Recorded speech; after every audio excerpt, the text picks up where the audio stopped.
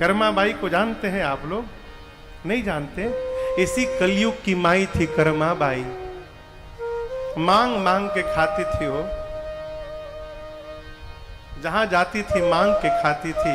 एक दिन कन्हैया के मंदिर में गई, दोपहर में तो देखी कि दोपहर में पुजारी जी भोग लगा रहे थे। कर्मा माई बोली, ठाकुर जी ये पंडित आपको भूखों मार डालेगा, बताओ सुबह से आपको भूखा रखा। प्रभु यहां तो मेरा कोई अधिकार नहीं है, लेकिन तुम एक काम करना, कल सवेरे 6 बजे आ जाना, भूख लगी होती है तुमको, मैं कुछ तुमको खिला दूंगी, उसके बाद बढ़िया चकाचक यहाँ 56 भोग पाना दिन में। बोल के गई और उसको विश्वास था कि मेरा कन्हैया अवश्य आएगा। सवेरे उठी 5 बजे, नहाई भी नहीं, न आंगन साफ की, पहला काम किया खिचड़ी बनाया उसने। जैसे खिचड़ी बना के रखी, 6 बजा, दरवाजे पर एक 8 साल का बच्चा चला आया और आकर बोला, माँ जल्दी खिला दे, बहुत जोर की भूख लगी है। कर्मा बाई ने खिचड़ी खिलाया। अब ये नियम नित्य का हो गया। रोज भगवान आते थे, रोज कर्मा भाई भगवान को खिचड़ी खिलाती थी। एक दिन ठाकुर जी खा के गए, 6:30 बजा होगा, कर्मा बाई बर्तन साफ करी थी, तब तक एक महात्मा गुजरे। महात्मा बोले, इतने सुबह सुबह भोजन कर लिया इसने? बोले, अरे माई इतने सवेरे सवेरे तू खा ली? बोले, मैं नहीं खाई, वो कन्हैया आया था ना भोजन करने। अब महात्मा बोले, हाँ तुम बहुत बड़ी भक्तन हो गई, भगवान तुम्हारे यहाँ भोजन करने आएंगे, और तू भगवान को खिलाती तो ऐसे खिलाती है? अभी तूने स्वयं स्नान नहीं किया है, तेरा आंगन गंदा पड़ा हुआ है, बर्तन जूठे पड़े हैं। माई बोली, प्रभु हमें कुछ पता नहीं कि कैसे करना चाहिए, क्या क्या करना चाहिए।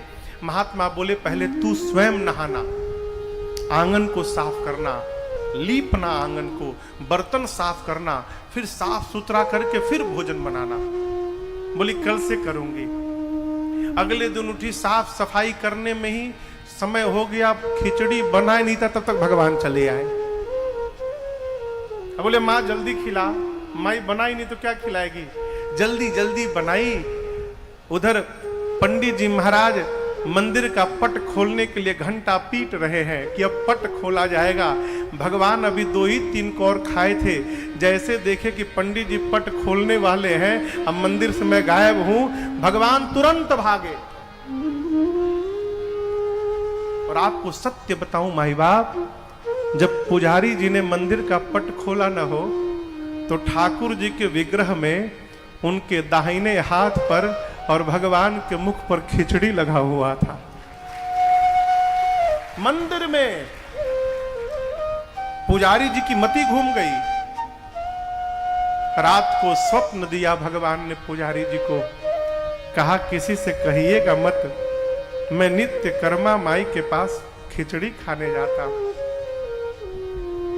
मैंने पढ़ा है, जब कर्मा बाई इस संसार में नहीं रही तो उसके बाद कई दिनों तक अगल बगल के लोगों को सवेरे सवेरे कर्मा बाई के घर से एक बच्चे के रोने की आवाज आती थी।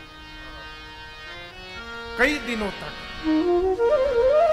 भगवान जाते थे, खिचड़ी नहीं मिलती थी तो भगवान रोते थे। और वही खिचड़ी है कि आज भी श्री जगन्नाथपुरी में 56 भोग लगे चाहे न लगे, लेकिन जगन्नाथ भगवान को आज भी कर्मा बाई की खिचड़ी खिलाई जाती है और नित्य खिलाई जाती है। आपसे कहूं, एकादशी के दिन चावल छूना भी पाप है, खाना तो बहुत दूर।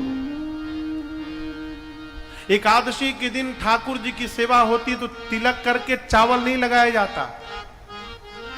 केवल धरती पर एक स्थान है जहां एकादशी को भी कैद खाने में डाल दिया गया है, वो है जगन्नाथपुरी। एकादशी भगवान गए, जाकर जगन्नाथ से स्वामी से बोले कि आप खिचड़ी नहीं खाएंगे, चावल है। क्यों? मैं आया हूं, एकादशी हूं। भगवान ने कहा, तुम मेरी कर्मा माई की खिचड़ी छुड़वाने आए हो, डालो इसको जेल के भीतर। आप जाइएगा तो मंदिर के पीछे एक कारागार बनाया गया है और वहां एकादशी को उल्टा करके लटका के बंद किया गया।